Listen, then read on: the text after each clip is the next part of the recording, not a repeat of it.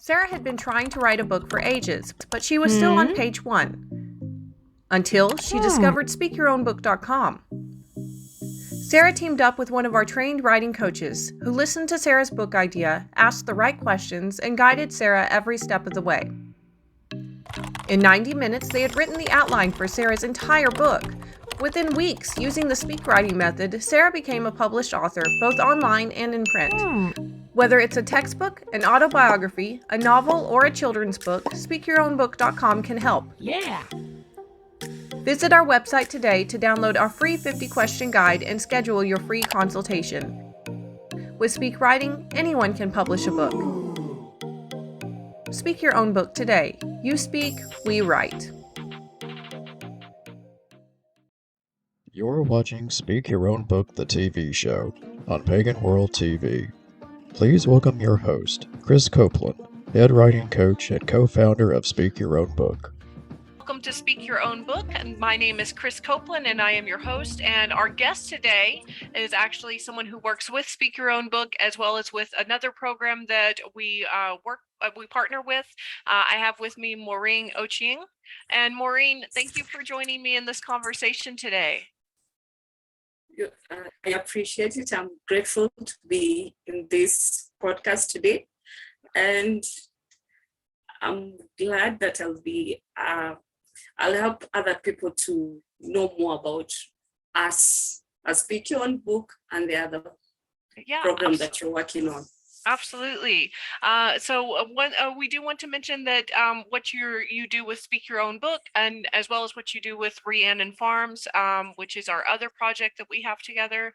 So Speak Your Own Book, Maureen handles all of our scheduling. So if you contact us via the Contact Us form, most likely it will be Maureen's responding to you. If you contact us on social media, usually it is Maureen's responding to you and coordinating our schedules to speak with potential authors. And other clients.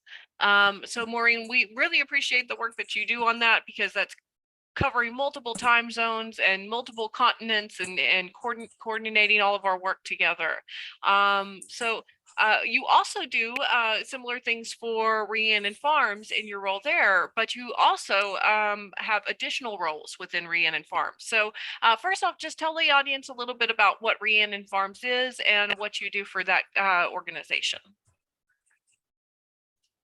Okay, Rhiannon Farms is all about strawberry farming, and that was our basis when we started this project.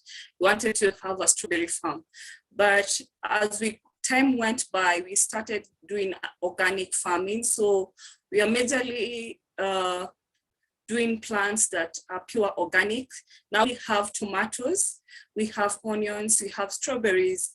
There's a little bit of passion, and then we have celery. So all our plants, not most of them, all our plants are done organically. So we don't put pesticide.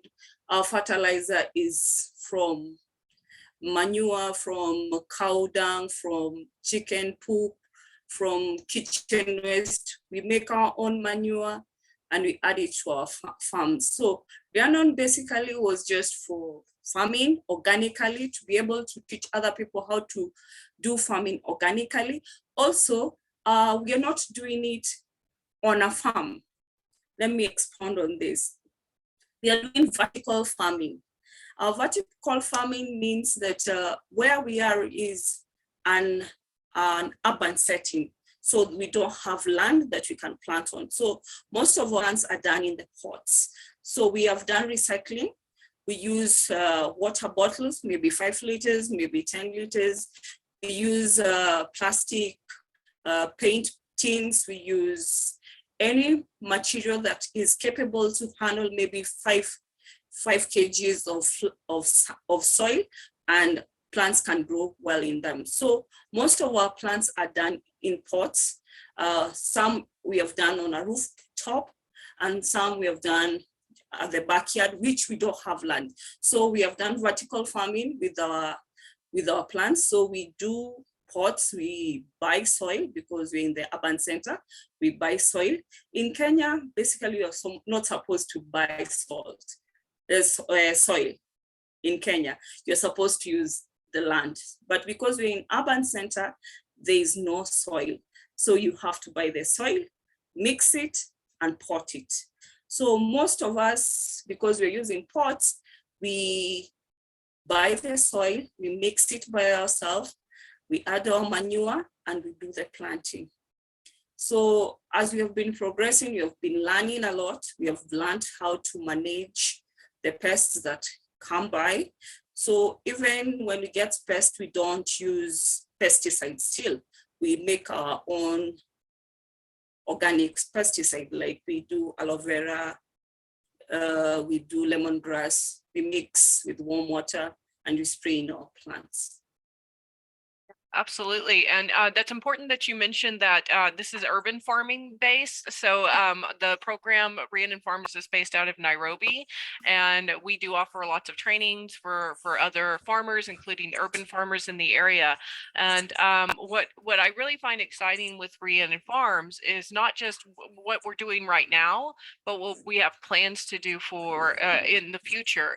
And currently we've partnered with a lot of different farms. So tell us a little bit about your experience with partnering with other farmers or people who want to be farmers in Nairobi. Okay, as we have been meeting other farmers, it has been a learning experience. We learn both ways. We teach them and they teach us.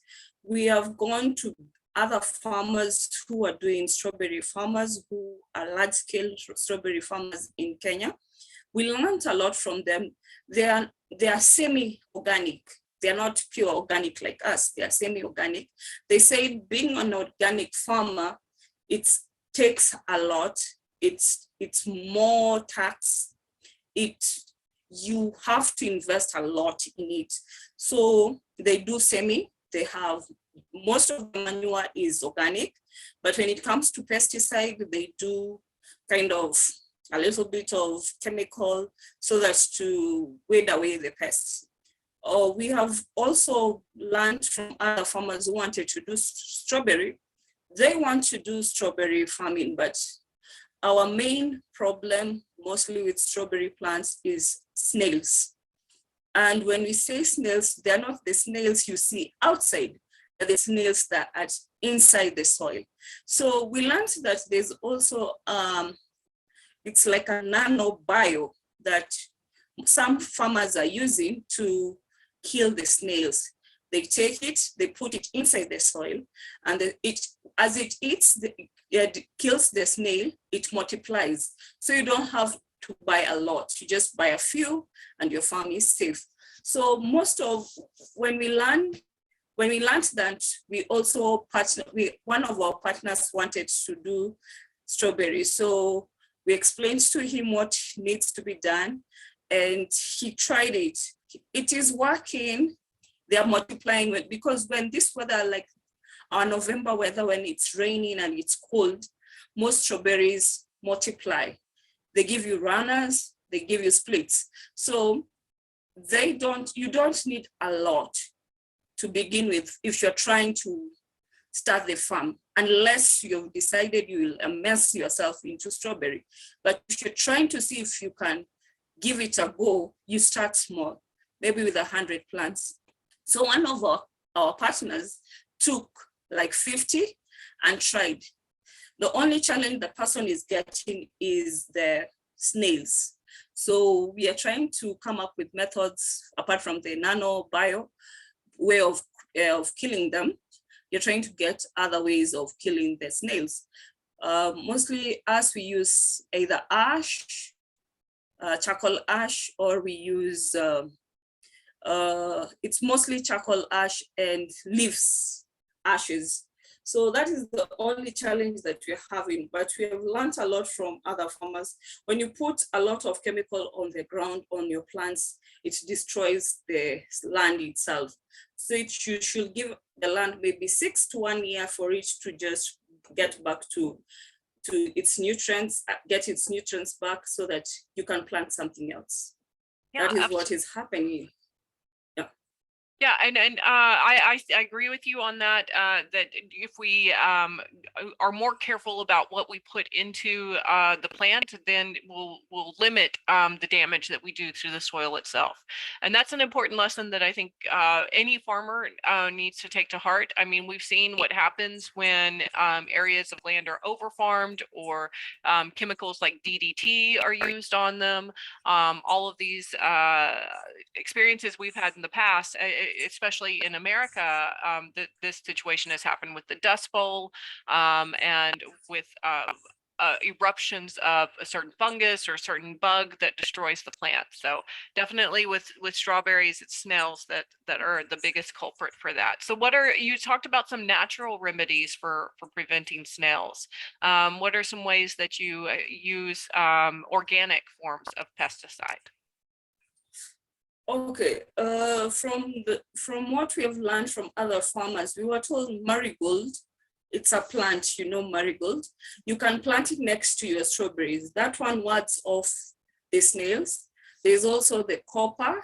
You put copper in around your farm. That one will ward away the snails. And then there was the one that we still laugh about, but we haven't tried, is the one that is all about beer. You're supposed to take beer in a can and put it at the corners so the snails will come and sink into it. That one we haven't tried. The one that we have tried is to know how many snails are in a plant. One of my colleagues called Silas took a banana peel and placed it around his strawberries and left it. So at around 2 a.m., 3, he came and found all the snails that were down there are on top of the banana leaves. That is one way of eradicating the snails without destroying your plants or destroying a lot of stuff. But it needs you to be very, very careful, because if you put the banana peel maybe at 7 and then you come tomorrow at 7, you won't get the snails. So you have to get the snails before they go back into the soil. So you put it there. When it's about 2, 3 a.m., you remove them from the banana peel, you put another set in the evening again. That way you can reduce them. That's another way, which is organic, but it's tiresome. The other one is using charcoal ash or leaf ashes, mostly from guava leaves. You just burn the leaves and then you sprinkle on the soil. It's also the ash itself, it won't destroy the soil. It's also add nutrients to the soil. So this one will eradicate the snails. They won't be able to come up, and also will help you to reduce if you had ant infestation. The ash will also prevent the ant infestation. So the other method we're using as a pesticide is aloe vera and lemongrass. We mix them in warm water, and then we take the aloe vera gel from the aloe vera leaves, which we have planted our own. So we get it, then we make the solution, then we spray to the plants. It reduces. Another method that I've used is garlic solution. I use garlic, some cooking oil, and a bit of organic soap. That one you spray on the plants and it will also work. Another one I've used is neem oil, neem oil, some cooking oil, a little bit, and some herbal soap dish. You mix with warm water, then you spray. That one also helps with reducing the pesticides. So these are the methods we have used. Most of them I've used them. Some Silas have used them. We have seen it works, but the process is also tedious. Also, when you have the farm that you're having, like, my farm is at the backyard. When you do the garlic spray, the whole house smells garlic. So it's a balancing situation. Yeah, absolutely. That gives people a lot of ideas for if they're struggling with organic strawberry farming themselves that they can try. And I like that we're encouraging other farmers to reduce their dependency on these pesticides that can be quite harmful for humans if ingested. But let's talk a little bit about the future for Rhiannon Farms. What do you see as like the next big step for us as an organization? Okay, the next big step for Rhiannon, as far as we tried, this was, we were just trying to see if we can do it and how it will look like. Now we are targeting of getting a piece of land so that we can transfer the plants to the land. When we have this land, we're going to build a home. This home, as we had discussed, we want to make a home where it will be like a community where even ladies who have no home or children who don't have home, who can come and learn something from us. So it will be like an educational center, at the same time a safe haven for there may be abused children, women, and men alike. So it will be a sanctuary for every other person, at the same time a learning institution for people where you learn hands-on, practical. It's not sit on a table, take notes. No, you come there, we tell you this is the land, we do ABCD.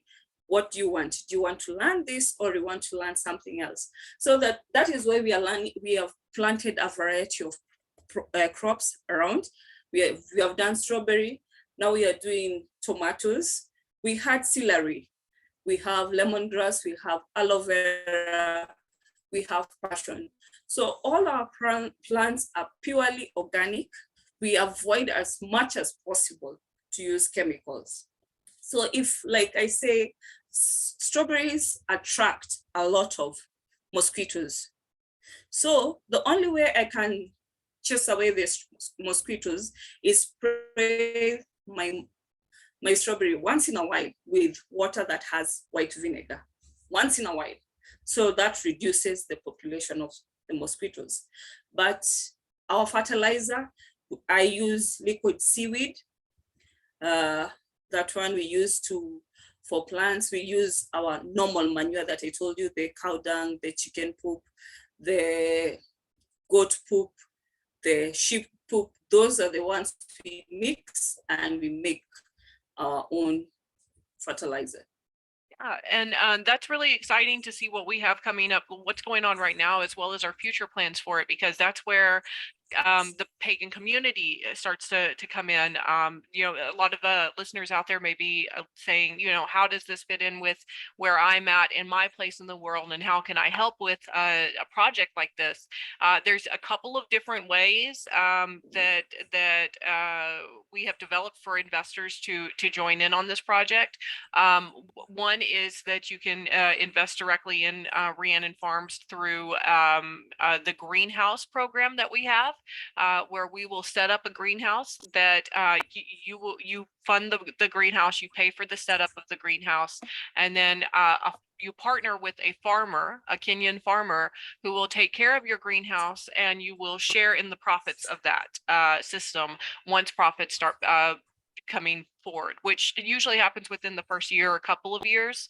Now, this isn't a program for people to get rich on, but it can be a way to become an angel investor or to do something good in the world while making a small return on your investment.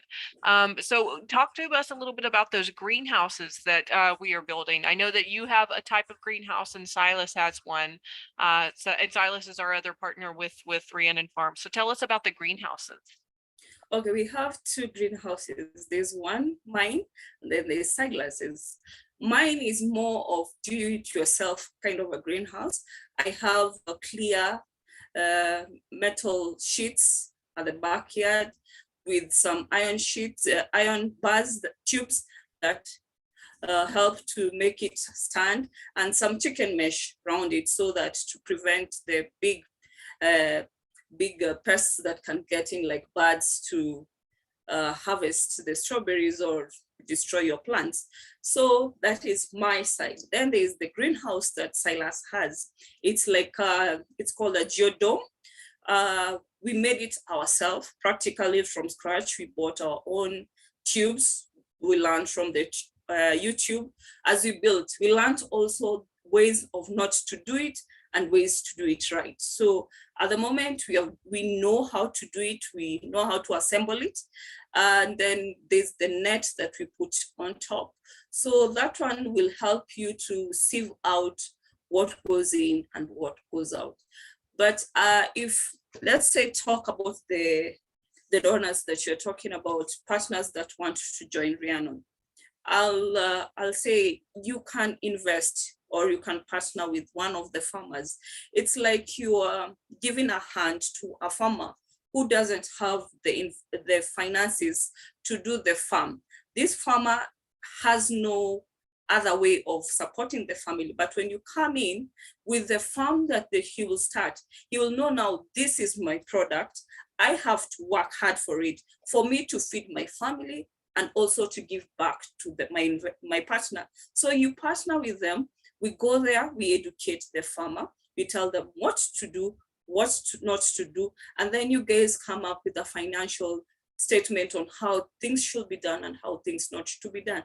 We'll help you out maybe for a year or two. Once you both are stable and you can run your own business by the two of you, we'll let you guys to go and you proceed. If you want to expand with your farmer, you expand. So that is one of a way, it's like a way of helping Kenyans attain their goals. There's a youth who wants to do a farming but doesn't have the finance. He has an idea of maybe doing tomato farm, but doesn't have the investments. You tell him, I'll do this. We do ABCD, get this down. You come down, you can even come down. Literally, we will host you, we'll show you around. You come, meet the farmer, work with the farmer, see the farmer for a whole month or two, work with the farmer on the ground, then learn even maybe a new language, then go back. So you know where your farmer is. We prefer our investors knowing face to face what they're getting into. If they want to come practically to Kenya, we have no objection. They come by themselves to Kenya, meet the farmer, see the land, learn new languages here, and decide if it's worth the investment. If it's worth, they invest. If it's not, they invest on something else. Yeah, absolutely. And, speaking of the hosting services that we provide, I have to say that we experienced that, Martin, my partner, and I experienced that firsthand when we visited in Kenya earlier this year, and you and Silas hosted us and made us feel so welcome, and showed us around all the different farms that we had partnered with. And that was a really exciting trip to make. So if you are interested in investing in your own Kenyan farm, Silas and Maureen can make sure that happens for you. You can tour Africa, so to speak, or tour Kenya at least, and then from there determine what kind of partnership you want to have with your partner. And I love that program that we have, the Know Your Farmer program. It's very important to know where your food comes from for reasons of equity and equality. Oftentimes when we buy food in the supermarkets in the West, we have no idea where that food came from. We have no idea who touched it along the way in the chain, the logistics chain or the supply chain. And we have no idea if the people who were touching that along the way were paid a fair wage for their labor. And that's a huge thing that we need to be focused on. And that's one way that as independent individuals living within the West, that we can do that is by partnering with farms so that you know where your food comes from and you know that people are being paid a fair wage for their labor. So let's talk a little bit about the youth that we bring into these programs and the communities that we serve that become the farmers in Kenya.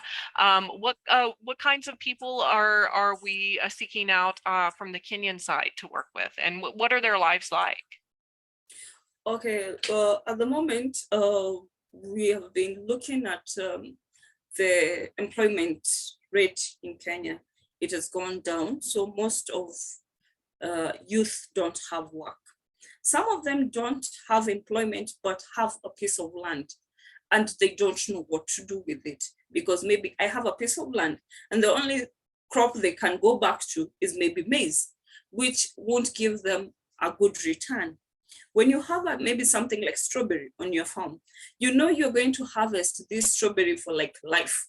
It will give birth to others. So you'll just be expanding and you'll keep on investing. So if this youth can get something that can give him a return that he knows when I wake up at 6 a.m., I have to go and check on my plants.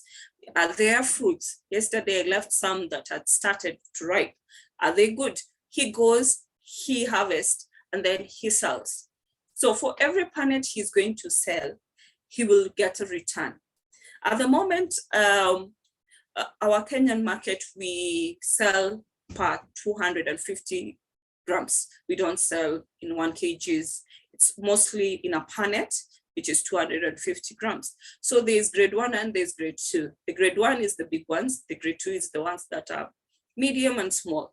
So the medium and small mostly goes for maybe 60 to 70, depending on the market. The big ones goes for about 150 to maybe 200, depends on the market. If it's on wholesale, it will be cheaper. But if you're selling on a retail, it has to go higher. You might sell at 100 for the small ones and 200 or 250 for the big ones. So it depends if you're doing retail or wholesale. But these youths that we work with are mostly the people who have a piece of land, who have the willing to learn and want to do farming. If you come to me and you tell me today, I want to learn more about what you're doing, I'll teach you. But if you don't have that morale of doing it, I have to force you to do it, then you're not the best candidate for us. We go to people who want to tell you, once they hear about strawberry and I want to know more, those are the people we work with. Like if you have a farm, like the one that Rhiannon, we are looking for, our goal in future, we will have maybe animals that we will have like rabbits. Rabbit pee is also a fertilizer for plants. Poop is also a fertilizer. So whichever animals you will have in the farm will benefit as it benefits. Whatever we get out, they eat, and whatever they give us back, we use as fertilizer. So it will be pure organic. We use what we have in the farm. So if we have our youth who say, may I have a cow, 1 cow, that is why Silas, you are hearing Silas asking for semen. So if we have people who have cows and baby needs to get semen that will give them a good breed, we work with those people. So we are not only locked on plants, we are all-rounded. Animals, plants, you just come ask us, and any way we can assist, we do. Absolutely, and I'm really excited about the expansions that we're going to be doing into livestock. I know our plans are to partner with as soon as we can find a source for the bull semen that you were talking about here in the Netherlands. That there are things in place for that, so there's shipping in place for it, so we can make sure we can ship the semen and all of that. The same thing with the rabbit. That's an idea that I tossed back to Silas a few months back, because rabbits reproduce very quickly. I was raised on a rabbit farm, and we always had meat every winter. We never went hungry when we were on that farm. And there's a lot of people who have like you said, have that little piece of land maybe, but they don't know what to do with it after that. And we can show them how to wisely use that land so that it will continue sustainable farming over time, season after season, and feed that family for not just that generation, but for every generation to come. So let's talk a little bit more about the expansion for the homestead project. You talked about our next step. That's what we are saving towards now, is to get our own piece of land put a homestead on there, the central home, and then start expanding from there and adding services and more facilities as we go to help people. What I'm excited about is when we get to that point where we can bring in Westerners and show them farming techniques that they can then take back to America or Europe or wherever they're living, and use them there in their own backyard or in their own rooftop garden. So let's talk a little bit about that expansion. What do you picture the farm looking like in 10 years? What I'm seeing the farm looking like in the next 10 years, it will be something awesome. That is one thing I know it's going to be something awesome, because at least we will have been able to give back to the society. Because if we are going to rescue maybe children, or will be a rescue center for the abused mothers or fathers or children, when they come to our farm, we'll equip them with a know-how that if I give you this piece of land, you can be able to stand on your 2 feet and be able to feed your family. I'll train you how to do this. I'll give you a home. And because also we are planning to have our homestead to be built with containers, as we had previously talked about, it will be a container kind of a home. We are thinking of using recycles. We don't want to start using other new stuff, so that we can make sure other people know that you don't have to build a house from foundation to. We are trying to teach people another new method of building a house that is sustainable and has every other amenity inside it. So because we are thinking of having a container house, so I think we'll have the first homestead will be the pillar for the others. It will be the main source where once we have our homestead, like let's say our first homestead maybe is in Siaya, where you went. So we build our first home there. Then after some time, when we expand, we don't expand in the same region. We go to a different region. Let's say in Nyeri, we build another home, so that this one is linked to that one. So when they are safe, we will be expanding from region to region, not just locality. When we say we have a home in Siaya, we can only build another home maybe in Western, because we have moved from Nyanza, we have gone to Western. So we want to do county-wise. I think we'll do it in provinces. Before the counties came, we had provinces. So we'll do it for provinces. So we do a little bit for Luo, we do a little bit for Luya, we do for Kikuyus, Kalenjins, like that, so that every community is catered for. So we expand as we go. And then we will check which community or which area is more inclined into will need more of the home than any other region. So we won't say we'll have the home maybe in Nyanza, and maybe this rescue center is much needed maybe in Masai land. So we'll look for a piece of land in Masai land, build that home, then get how we can rescue women, educate them. And then when the home is fully furnished, we get somebody to appoint who is going to be running the home from there, who understands people. So when people come there, they know we are safe, this is a home, this is our safe area. So anytime that place needs help, they'll always call us and we'll be able to link up and help them any way we can. That's sounds like an amazing goal for us to have. I like that not only are we in 10 years finished with starting that first one, the first homestead, but we're expanding into other parts of Kenya with similar homesteads so that we can serve those communities as well. And let's talk a little bit more about the communities. You know, we mentioned that we could serve Nairobi youth, children who have been abandoned, children who have, for some reason, don't have parents. Let's talk a little bit about the centers around Nairobi, especially the tenement areas. What is a day in the life of one of these kids like currently? I will say every child who is abandoned depends with the location the child is.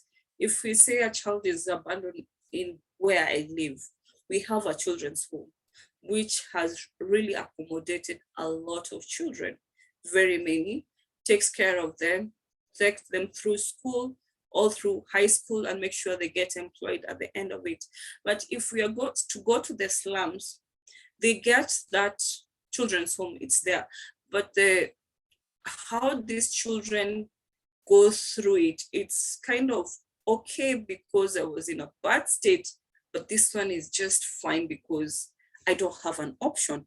But if I take that child from that area and bring that child to where I live, that child will blossom because now he has more amenities, more possibilities, more opportunities. So it depends with area to area. That is why if we are to make that homestead in Nairobi, we'll select a place that has a big, vast land that we can occupy and then build a home there. So we will go around picking children.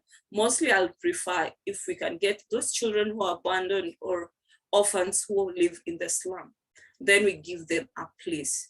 This child will appreciate and will blossom because you're now there for that child.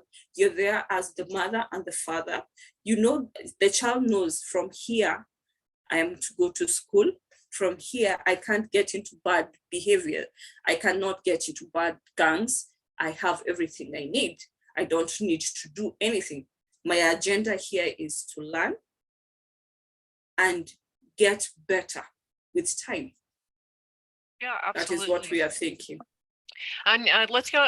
So in comparison, that's the life that we want them to have, where they have people around that are giving them the proper care, giving them proper nutrition, making sure they get through school. But right now, that those tenements are, especially the children's homes you talked about, are really overburdened with. There's more kids than places to put them, basically.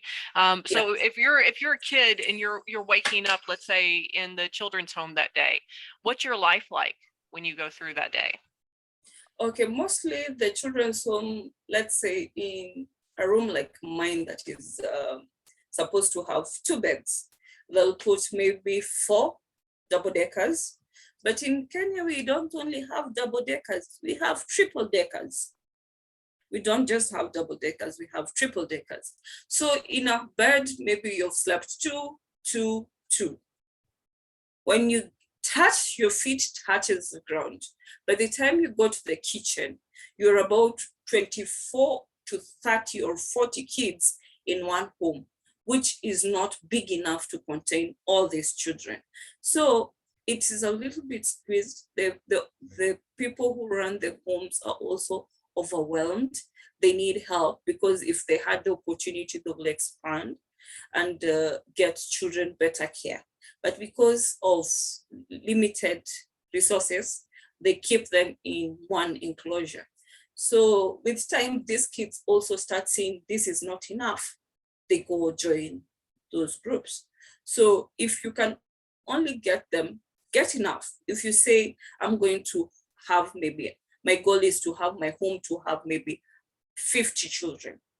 Make sure your area is able to cater for 50 children. And we say 50 children, how many will be below 5? And how many will be above 16? So you work with that. When you have an 18-year-old who has cleared his high school level and maybe did well and went to campus, that one gives you a break and maybe you can add another one.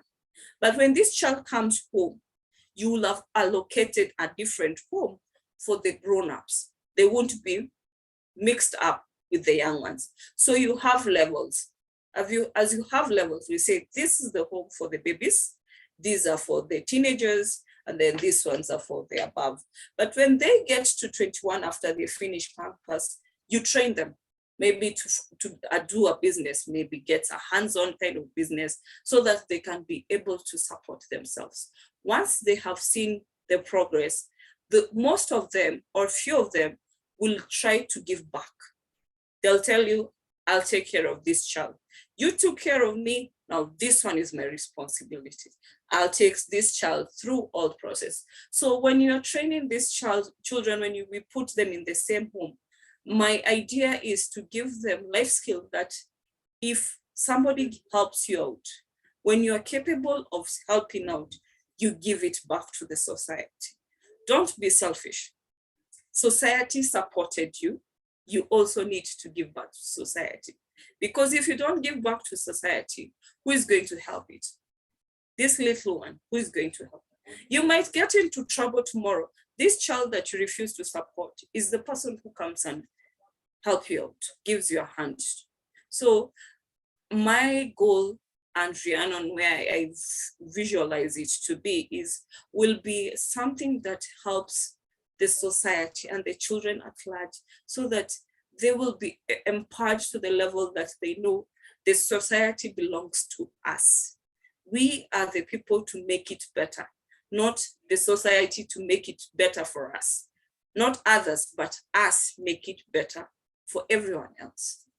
Absolutely. And that brings to mind one of the pillars of the Black Mountain Druidry that and I interviewed the leader of Black Mountain Druidry last week, Shinka Skane. And one of the things that he mentioned is that pillar of service, that once we have found success in our community, we need to share that success with the communities that we belong to.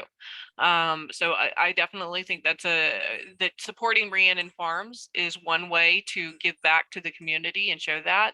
And I do like that, this isn't a charity. We are by no means, we don't do a charity. We have a social entrepreneurship. It is designed to be sustainable, be self-supporting, and to produce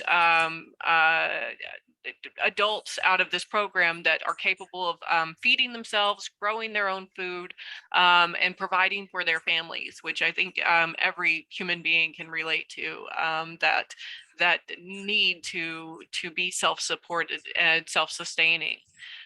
So when you see kids go through program, or let's say kids that don't get opportunities for these programs, that don't get picked up by the system or helped out in some way by the system, what happens to them? Okay, yeah, I'll say it's a bad sight. It's a really bad sight. It's not something that you will want your child to go through. You will want somebody close to you to go through. This is a child you'll find, you hear street families, you've heard of street families, and then you have heard of street children. These children don't have where to sleep. They don't have what to eat. They don't have clothes to wear. They don't go to school. They don't have clean water. They are just there. So this child will end up in the street. So this child will grow up hating the society. When he's in maybe 11, 12, he has gotten into a gang that is in the street. They start pickpocketing, they start robbing, they start, little by little, this child end up being a thief or something worse than a thief. So the society, that is why sometimes I wish we could go back to the ages when my grandpa was still alive when he was growing up, where the society, the community knew that child was yours while he was in your stomach. But once you give birth to this child, it becomes our child, not yours. So if this child makes a mistake, it is me to straighten this child out. If this child doesn't have food, that child can't eat in my house, and there will not be a problem. But now we live in a society where we are selfish. We don't want somebody's child eating in our place, or the mother of that child doesn't want the child to eat at my place because they have their own reasons. But back then it was your child, it is also my child, and my child is also your child. So it was more, we loved each other, we took care of each other.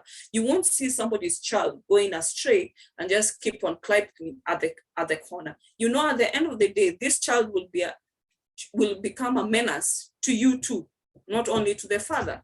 So that is what we need to go back to, care for another person. That is why sometimes I love being in Kenya, because you know who your neighbor is, you know when your neighbor is in trouble, you know who to go to. Back in the village, that sense of home, that sense of society, that sense of community is still there. If my neighbor doesn't have food, they will come to me and say, give me a cup of flour. We need to cook ugali. We don't have ugali. So you will go, you'll give them some. But in the urban center, it has kind of come, we have kind of walked away from it. It's in the village, but not in the urban center. Yeah, and that you know, I learned that the phrase that we have in English actually comes from Kenya originally, that it takes a village to raise a child is actually a Kenyan phrase, not an English phrase, which makes a lot more sense because England wasn't very well known for taking care of people, at least not in any kind of appropriate way. So going back to this idea of you know, taking a village to raise a child, and ways that people can do that. You know, it doesn't even have to be you know, kids here, but just, you know, think if you're listening out there and you're thinking of kids in your community that you know are going hungry tonight and you have food to help them, go and help them. That's an important thing to do. But if you are also interested in helping to make sure Kenyan children not only have food for that night and have clean running water, but also have education, have job opportunities when they grow up, and feel like they're in a safe place to sleep every night. That's super important for kids to have. And you're absolutely, as a society, we need to realize, especially Westerners, in regards to Africa in particular, if we caused a lot of the problems that are going on there, and we have prevented a lot of progress from being made by our actions since then. Even actions like going to the store and buying fruit and you don't know where it came from, that is still being culpable in that practice of slavery. If you're not absolutely certain that the food you're purchasing is slavery free. And we need to, as Westerners, really start thinking about ways that we can equalize the playing field, and bring people globally to the table that have been marginalized and have lost their voice and are not being taken care of by society. So we have just a few minutes left for our interview, and I want to just follow up with how people can find you through Rhiannon Farms, and what your socials are, what the website is, and all of that. Okay, you can find me anywhere. On FB, you can find me at Maureen Daniela. Instagram, you can get me at Modani81. Our website for Rhiannon, I'm not sure about that. Rhiannon Farms, yeah, that one's rhiannonfarms.com. And that's my number.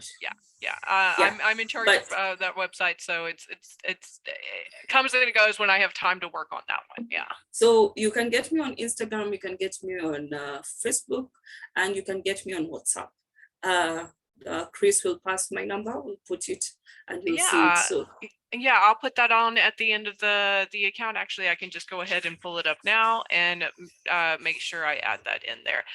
So Rhiannon Farms number, let's see here, and I'll make sure to put this up on the board. So my last words will be like this. If you're willing to partner with farmers in Kenya, we'll gladly host you, show you. You get your feet on the ground. You feel that you're not sending money to a ghost. I prefer you come by yourself. Meet the farmer by yourself. Decide on by yourself, we are going to plant this farm, this kind of crop, and or we'll do this kind of livestock keeping, so that you decide with the farmer, you sit down, you negotiate, and everything works out. If you decide to support a child, let's say you want to adopt a child, I'll advise people not to adopt a child and carry the child away from their society. They kind of tend to forget where they come from. I'll advise you to support the child. Let him go through the basic training in Africa, in Kenya in particular. Let him learn. let him know where he comes from. When he goes and forgets, we normally say in our culture, anybody who forgets his tradition or culture, that one is a lost person. So if a child who has been trained for 18 years forgets his culture, then that is not up to the society or the community per se, it's up to that child. So we say, adopt a child, come meet that child, say, I'll be taking care of this child from here to here. When she's done with her schooling, I can come back, pick the child and further her studies wherever you want. But I'll prefer if this child learns the basic from age 1 to 18 here. Let him get his roots so that he doesn't get confused when he goes, maybe in America or in Europe. He knows his roots. That is very important for a person to know their roots, their culture, can defend it. If they're asked, they can defend it. But somebody who doesn't know their roots, their culture, is kind of confused. I'm not sure if I'm a European or a Kenyan, because he doesn't understand. Went very young, so he doesn't know. So Absolutely. that would be my tips. Yeah, absolutely. And I see that a lot of Westerners think that, you know, they're, and in a lot of ways they are helping out that child if they adopt that child and bring that back. But in some ways, you're right. They are losing that child's cultural foundation, that those roots that they come from. You know, there's a whole topic of conversation around it called the African diaspora, that is not just related to only, you know, white people adopting African children, but also just the spread of Africans throughout the world in many ways against their will, against their choice, and so keeping that in mind when we try to practice service towards the Kenyan communities, towards African communities, we need to keep in mind all of these historical injustices and ones that are continuing to happen today, and make sure that our actions for trying to help out aren't actually causing more harm in the long run. So thank you. Something before I forget. You see, when I read about the pagan culture, I went through it and I'm like, why does it sound like pagan is like our African culture that somebody tried to take away from us? Now we are going back to where we were before it was taken away from us, because as we were polygamists and we were comfortable with it, then somebody came and convinced us that if you are a polygamist, it's wrong. Then we went that way. But still, the homes that are having polygamists, very comfortable, very happy. There's no that type of war. So if we can embrace our cultures, whichever area you're from, be you an American, be you Netherlands, a Dutch, so long as you know your culture, and when you learn a new culture, learn what your culture affected the other person. So you know, I need to do this, and I don't need to do this. Like if I come to Netherlands, I don't need to bring my Africanness there. I have to learn a new culture so that everything balances. Well, there is definitely a part of bringing, you know, when immigrants come here, they do bring part of their culture with them, and their, you know, the food and the dancing and all of those things that bring a culture to life. You know, I like seeing that blend and that mesh. So, but it's also a really cool experience to bring in a new culture within your own culture. So, thank you so much for sharing information about Rhiannon Farms with us today, Maureen.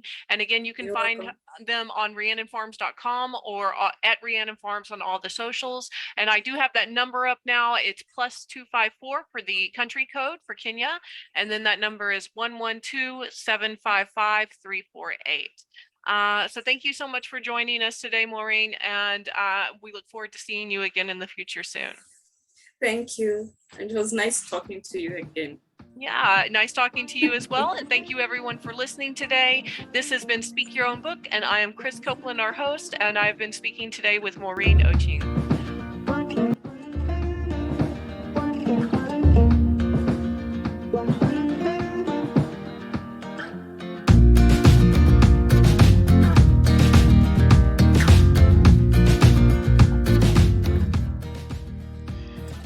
Thank you for watching Speak Your Own Book, the TV show on Pagan World TV, hosted by head writing coach and co-founder Krys Copeland. Please join us next time on Speak Your Own Book. Sarah had been trying to write a book for ages, but she was still on page 1. Until she discovered SpeakYourOwnBook.com. Sarah teamed up with one of our trained writing coaches who listened to Sarah's book idea, asked the right questions, and guided Sarah every step of the way. In 90 minutes, they had written the outline for Sarah's entire book. Within weeks, using the speak writing method, Sarah became a published author, both online and in print. Whether it's a textbook, an autobiography, a novel, or a children's book, SpeakYourOwnBook.com can help. Yeah. Visit our website today to download our free 50-question guide and schedule your free consultation. With Speak Writing, anyone can publish a book. Speak your own book today. You speak, we write.